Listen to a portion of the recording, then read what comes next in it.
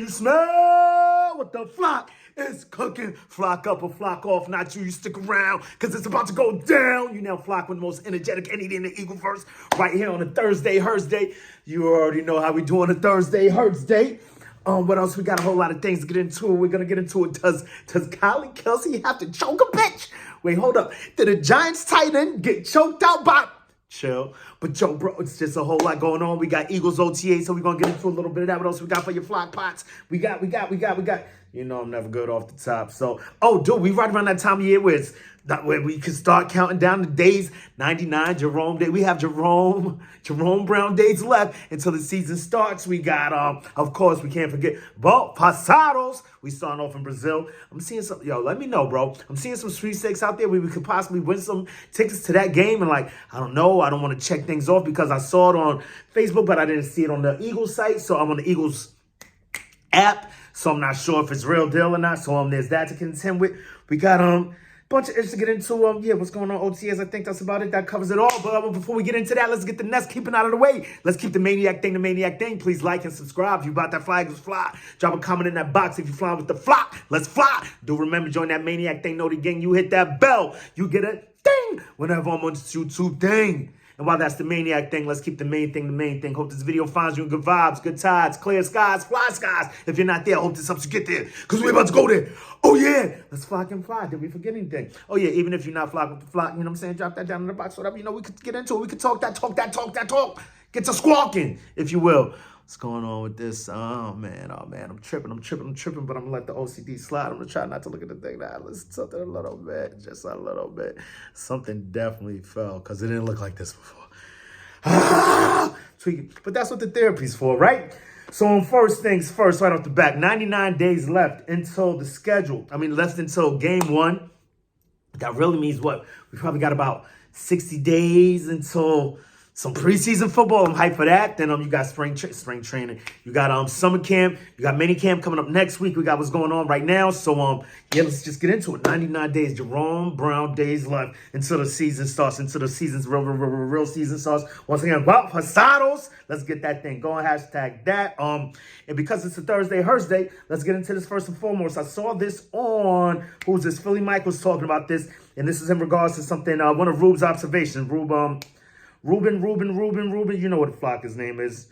I can't chew bubble gum and walk at the same time. I got to read, man. Ruben Frank, right? Man. And this is just basically, the reason why I'm echoing this, why I'm highlighting this is because it's basically something I've been saying over the past few years, really more so over the past few months, but it was over the span of 2 years where this dude with our boy H1M, Jalen Alexander, the great Hurts, was doing him. And it seems to be, once again, has fallen from grace, at least in some fans' eyes, due to just a small sample size, something that happened at the end of last season that we're all familiar with, so I feel not the need to echo that. But we know what's going on. But just basically it's something that I've been saying, any Eagles fan that's in Jalen Hurts' corner, or any Jalen Hurts fan that's in Jalen Hurts' corner, but I'm also, I root for the name on the front, then the name on the back. It just so happens today that the name on the front is Hurts, so it's kind of muddies that up. But I root for both, regardless of whom or what. But it's more so about the Eagles. But a lot of people feel the need to poo what this man has done over the course of his career. Even it goes as crazy as the last week hearing people put out there, even though they were misled, but people putting out there the fact that Kenny Pickett is out here playing better than him in OTAs, and it's just wild to me that people could spew this madness out of their flocking mouths. It gets me so mad. But anyway, I say all that to say this. It's going to be real quick. It's probably going to be long. Whatever the case may be. But it's basically saying everything that I've been saying. But he just articulated it way better than I would, because this man has been writing for, 200 years over here. But anyways, regardless of what, here goes. It's hilarious to me that Jalen Hurts can go 29-3 over a 32-game stretch from December 2021 to November 2023 while throwing 46 touchdowns, 17 interceptions, not to mention rushing for another 32 touchdowns. Don't y'all? That's 78 blocking touchdowns over that span. But we can't say that because it's not a running back stat. The fuck out of here. These people, it's driving me crazy. With a nearly flawless Super Bowl run in the middle of that. And then thanks to an ugly finish under a lame duck offensive coordinator on a last team playing a stale offense, in the head coach's own words, all of a sudden people are questioning him. And even down the stretch last year, Hurts only had 2 legitimately bad games. That's arguable. But regardless of the Seattle loss and the Giants loss, he's about the last guy on this roster I would worry about. Give it up for our boy. Jalen Alexander-Gray hurts. Well, Ruben Frank for putting those words out there so eloquently, man, and I can only echo those sentiments. I double down, triple down on that, quadruple down that on a Sunday. You kidding me? Like, I mean, that says it all, and it's basically what I've been saying over the past few months, past few years, is that everyone wants to pull a freaking fire drill. Well, I hope it's just a drill and not the real thing, because people are acting like it's a real thing, like there's a fire within our organization, and it couldn't be anything further from the case. I mean, 11-6. Excuse me, I'm drowning in the BS, you know what I'm saying? But it's the fact that over those last 7 games, I mean, I just felt it wasn't a fair assessment of who this player is, who our team is, and it couldn't be anything further than the truth that we are in ruins. I mean, you just see what we did over this past offseason so far, and the acquisitions, and the holes that we filled, the gaps that we filled, and just so much good going on. And I just wanted to put that out there on a Thursday, because if it's Thursday, we got to at least start it off with Hurts. I know with the addition of all these new players that are coming to fill said holes, you know, a lot of attention has been brought that way to the from the draft picks, the free agent signings, to what could come later down the line, what we're going to do about Bradbury. I'm not sure if I saw him. Let's get that out of the way. Out of the notes that I looked at, I didn't look deep enough probably, but I didn't see anything about James Bradbury being at practice, or maybe no one wanted to say anything about it because that fits the narrative of everybody wanted James Bradbury out of town. But we did see Kylie Rango pop up. We did see Devontae Smith not showing up. And we got that going. But before we get into the OTAs and all that, just real quick, did you see that our girl Kylie Kelce almost had to choke him, smack him, yak him? So they're outside. Somebody wants a autograph. I guess they didn't want to give it to him. Kylie out here looking like, people out there, Queen Kylie, she's out here looking like a straight Valkyrie. I know it's a Viking thing, but I mean, like, for all intents and purposes, like, she's like, Amber's like, she would have taken this out, for lack of a better term. So she backed it down. Then the woman had the nerve to say, like, you'll never be allowed in town again. While you're asking somebody for a damn autograph is the wildest thing to me. Is the most 2024 thing. Just this whole new 2000s thing. I don't know. It's just wild to me. People have no self-awareness, and it just cracks me up. Funny to see. Y'all can check that out on Twitter. Maybe I'll drop it down in the comments, drop it down in the description. Maybe, I don't know, probably not. But yeah, so we had that going. I just felt it was funny, needed to share. That's something in the Eagleverse, right? That was coming across my Eagle dog. So, you know, we got to speak about it, right? Then quick observations from the practice, according to Chris Franklin, said it's one practice. This is his disclaimer. It's one practice, which we all have to take in the toe, cool out, relax, take a chill pill, flip that pillow to the other side. It is that time of year. It gets a little hot and everybody got their hot takes. But, you know, we just got to chill out. But it's just some of the things that he saw today, things that other people have seen today. The defense looked better than last week. Ball hawking skills are there. Isaiah Rodgers had another strong practice. That's so, like, this dude, like, he was the one, like, this was the NCAA, one of those NCAA brackets, NCAA basketball tournament brackets, right? Isaiah Rodgers, to me, I mean, it's kind of crazy for me to say this, but as far as names that we know, he was probably first name out for me, especially after getting Kenyon Mitchell and picking up Cooper DeJean and then getting Avonte Maddox back and then wanting to see how Bradbury will look in the Fangio defense and all that. This man has come to play, and he's come to show out, and he's doing work. So, yeah, that seems to be the consensus across the board. Everyone's talking about Isaiah Rodgers. And another reason I wanted to temper my expectations for him a bit, because, you know, we're thinking all during the season, and we're looking what was going on the field. It's just in the back of a lot of our heads, we're thinking, Isaiah Rodgers. Can't wait till Isaiah Rodgers gets on this damn field. Almost like he was going to be the saving grace, the next best thing, whatever. Just he was going to cure all ills, right? And then, you know, as we got to the offseason, I'm just keep forgetting what I even call the damn thing, but let's stick to conventional terms, right? And since the offseason has begun, you know, I've kind of tempered my expectations, kind of calmed things down a little bit, because I don't want to put all that pressure on that one player. And then also I don't want to gas myself up thinking that one player could fix everything that was wrong with our defense last season. So maybe, and thinking that I pushed him to the back burner, like, you know what, he might not even make the team. It's $1 million. Like, Eagles could wipe it. You know what's with it? Like, I mean, it sounds crazy to say $1 million wipe with it, but regardless of what, it was just an easy target, at least for me, something that I could just throw out the back of the Eagle maniac's mind and say, get out of here. This is probably not going to happen. But he's out here proving me wrong, proving me right, whatever you want to call it. He's proving himself right. He's doing the damn thing. And then another guy, these two guys definitely both had pressures today, and they I mean, it's stupid. I'm nuts for doing it. I actually really want to stop watching these presses because it only makes me like these guys more. Like, oh, dude, can't wait to see this guy in the field. And these are just words. But as it stands right now, they're looking good. They're walking the walk and they're talking the talk. So John Ross looks strong.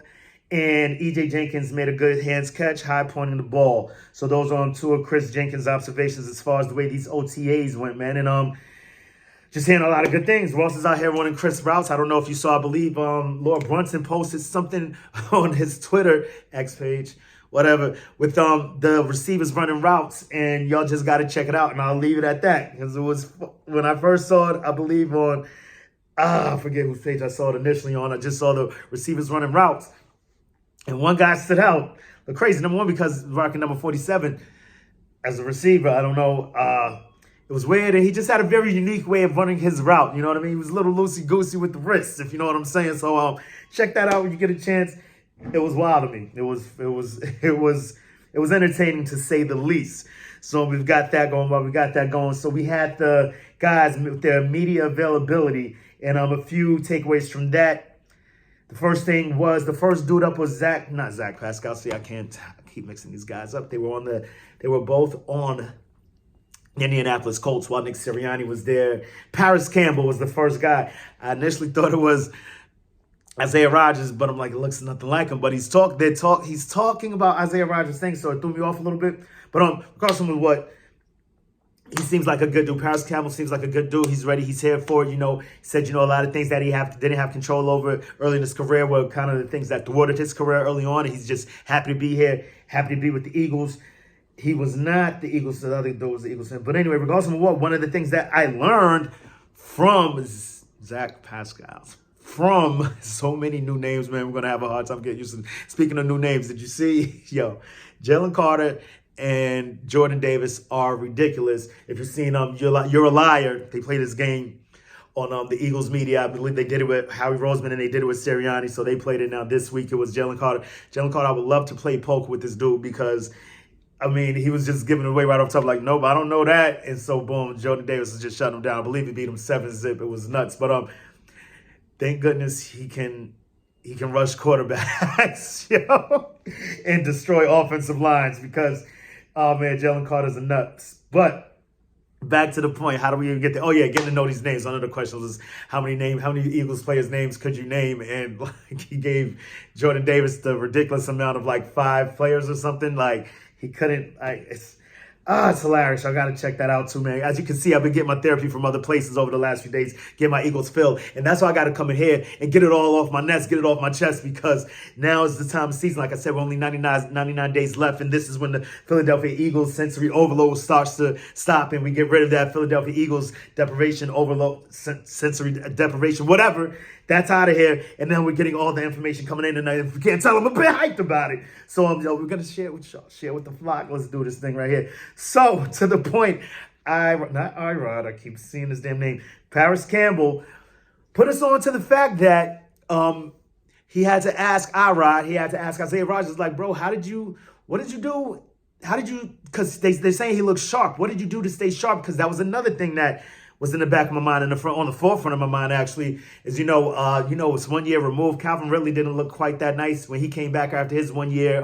We also, what happened to Le'Veon Bell when he came back after a year. So it's just a lot of questions when somebody takes a year off of football. So it's amazing. Actually, it's great. It's phenomenal to find out that over this year, what he did was set his schedule according to a lineage of if he were actually playing the games, according to a schedule as if he was really playing the games. So, he was preparing like he was still playing, bro. So that's awesome to hear, and it seems to have paid off because he's going crazy in this camp right now. And before I forget, because you see I'm spinning right now, and I want to get into that later as far as more assessments, but whatever, we're talking about Irod right now, so let's speak on it. He had a pick 6 today on our boy, Jalen Alexander, the great hurts.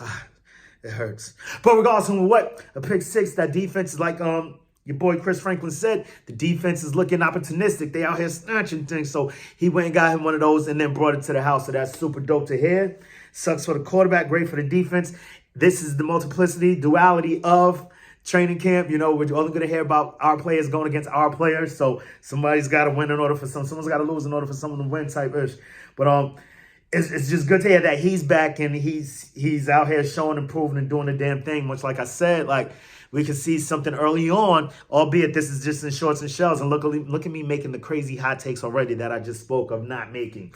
Regardless, it's a possibility that he could be the starter on the other side. It could be a starting unit of him, Slay, and our boy, Avonte Maddox in the slot. Just if he keeps showing out, and that allows us to ease Quinyon Mitchell in, unless, of course, once he puts him in pads, things get crazy. He's out here looking super dope.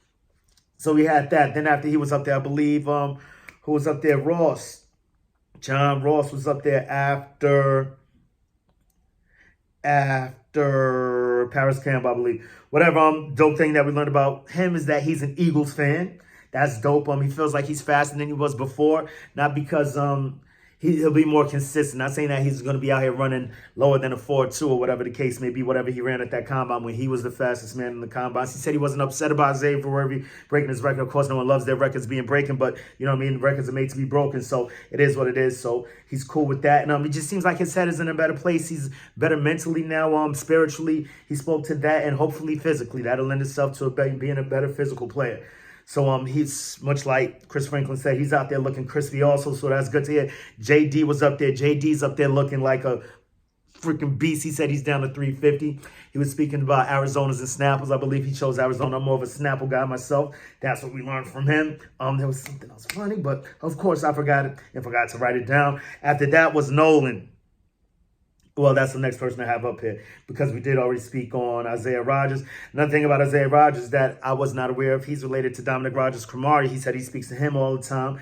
13-year career. He would love nothing but to emulate that.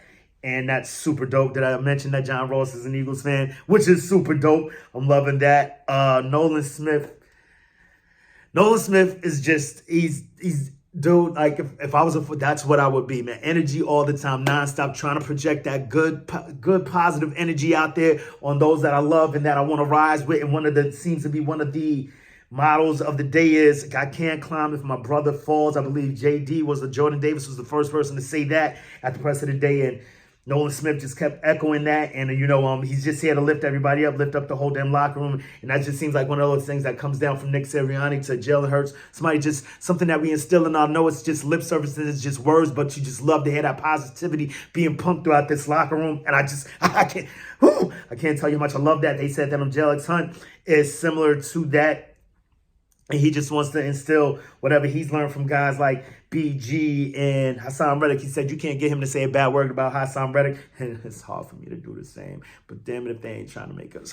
But I mean, he's out here crushing it and, just trying to lead by example and, giving 100%. If you're out there giving 100% all the time, you you'd rather be 100%. You'd rather be wrong doing 100% than be, being right, giving half-ass effort. Basically, I believe was the point that they was trying to make. So it's just dope that he's pushing that guy. These guys are pushing each other. And and of course, BG. BG had to hit him with a gem that seems, I just love it. This team is just so damn dope.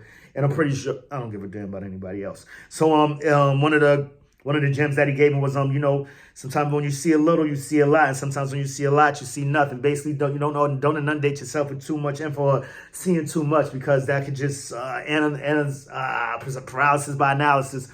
All those things could come into play. Just, overload and sensory overload. Like, you're doing too much, basically. To make a long story short, like, flock comes what I'm talking about. So, that's super dope. He spoke to Jordan Davis running box drills and, to see the big men, to see their defensive linemen. He said that's usually something left for the linebackers and the defensive ends, and to see guys like Jordan Davis and Jalen Carter and most of their defensive line running these drills, man, is just empowering to them. It's confidence building. It's awesome to see that these guys like come run these drills like this. You're talking about boom, boom, boom, boom, boom in a box, hitting dots, then running back and finishing. Like for guys this big to do it is amazing, and it's great that they're practicing to that capacity. Hope nothing bad comes from it. You know what I mean? If they're not supposed to be doing it, but we do have some pretty athletic ass defensive linemen, to say the least, and I can't wait to see how that goes. Somebody asked him about backpacking. He was like, "What the fuck is you talking about, bro? No diddy." So yeah, he was kind of put off by that. But the main thing that I got from Nolan Smith, man, is that I just hope he's not another FedEx and not another Freddie Mitchell, because Freddie Mitchell, like he talk. He talks a good one. I mean, when Nolan Smith hops up on that stage, bro, you can't like when something in the Instagram was so-and-so talks, people, the EF Hunting talks, people listen. Like, when Nolan Smith Jr. talks, people listen. He just has that energy. He's what you call charismatic. He pulls you in. You can't help but be enamored by the presence that is Nolan Smith Jr. So I just hope this translates to the field. He says he's learned so much from guys like BG and Hassan Reddick, and I just hope this translates to the field. Bottom line, I can't say it enough, but the energy that he's putting in these presses whenever he is available is just amazing. Whenever he talks to the media, he knows he talks the talk. I just hope he walks the walk. He's trying to punch somebody in the yeah. He had a few F-bombs, a few S-bombs in there. Just great to hear that dude, man. So that was dope. Once again, I don't know if I mentioned Zach Bond also got an interception off a tip ball headed for AJ Brown. He's got that. Tip balls, tip balls was an issue last season, so I hope him throwing these in the camp, they can iron these things out, right? We've got those guys doing that. With Smitty being out, I would hope it would lend to Jalen Hurts perhaps having a better rapport with other receivers. Perhaps Smitty stepped out because maybe there's something. I don't know if there's anything to it. We've heard over the past few months that, there's a bit of trouble in paradise when it comes to Jalen Hurts and A.J. Brown. Not quite sure if these things are true or not, but maybe, Smitty is just stepping away for that, help the boys get their thing back, whatever the case may be, or help. Perhaps this is an opportunity for Jalen Hurts to gain a bit more of a rapport, or the coaches have put their eyes on these other guys more, because I do not believe that Smitty left last season with an injury. So being that A.J. Brown left last season with an injury, maybe this is an opportunity for him to get back, get his legs back. I don't know if I spoke about it on this last cast, but he seems to be in phenomenal shape. So you've got that going. I'm going a little long here. Sorry, guys. I'm just, so much. We got to get back to dailies, man, because I'm always gotten so much to say. This therapy session's getting longer. Y'all going to have to start charging me for these, right? I know. So you've got that going on, and I just think it was a great opportunity for Jalen Hurts to get a better rapport with these receivers, and the coaches that get their eyes on these new receivers coming up, perhaps trying to pick out who's going to be these third and fourth guys, right? You've got that, and perhaps for Jalen Hurts and A.J. Brown to get their timing back on, to get that thing running back the way we wanted to run. I mean, I really don't see any real problems. We're talking about 1,500 yards last year, 106 receptions. I don't think there's a problem with that. But I'm pretty sure A.J. Brown wants to break a record, 150, some crazy 2,000 yards receiving. He wants to be the best that ever did it, and we can't be mad at that. And with that, I believe we touched on everything that I had to touch on today. Pause. Yeah, looks good. So till the next time. Make it your best time. In the meantime, between time, keep it a green time, an Eagle green time, Philly green time, Kelly green time. You already know how I like to do around this time, about this time, at this time, man. It's always Eagles o'clock around here. And I got to open my eagle eye, poke my beacon, and give it a ah. And before that, we got to ask these questions. What you going to do when Eagle Mania swoops down and runs wild on you? Say it with me one time. EAGLES, Eagles. I'm losing my flocking mind, y'all. Let's get the flock up out of here.